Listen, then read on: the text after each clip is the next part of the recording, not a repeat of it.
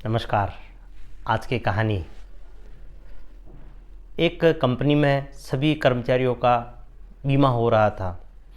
बीमे में नियम यह था कि सभी कर्मचारी अगर अपना लिखित में हस्ताक्षर करेंगे तभी उनका बीमा होना संभव है। बीमे में उनकी सैलरी में से 100 रुपये प्रति माह कटना तय था। बस इतना पैसा देने पर उनका बहुत बड़ा बीमे का रिस्क कवर हो रहा था। उनको मेडिकल की सुविधा मुफ्त में मिल रही थी और दुर्घटना पर बड़ी राशि मिलने का प्रावधान भी था।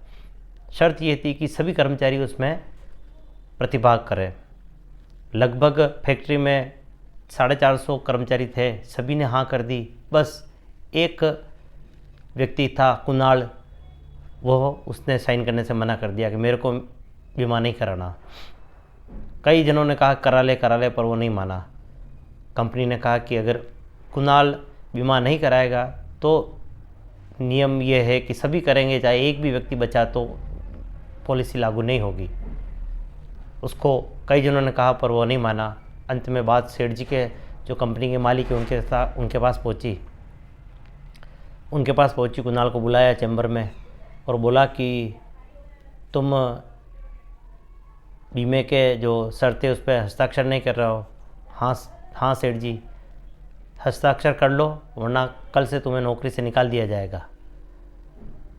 बस इतना कहना था और उसने कुणाल ने साइन के लिए हाँ कर दिया और बाहर निकला।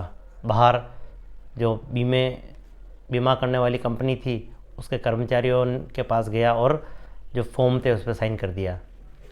उन कर्मचारियों ने पूछा कि तुम जाते ही 5 मिनट में कन्विंस हो गए, ऐसी क्या बात की सेठ जी ने?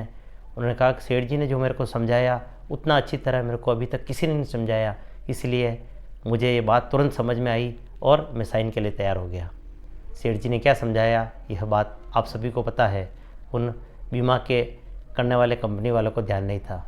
कई बार व्यक्ति को कौन सी बात क्लिक करती है, कहते हैं न कभी कि सीधी उंगली से नहीं निकलता, उसको निकालने के लिए उंगली टेढ़ी करनी पड़ती है। जीवन में कई बार उंगली टेढ़ी करने की आवश्यकता रहती है और उसके द्वारा ही काम होता है।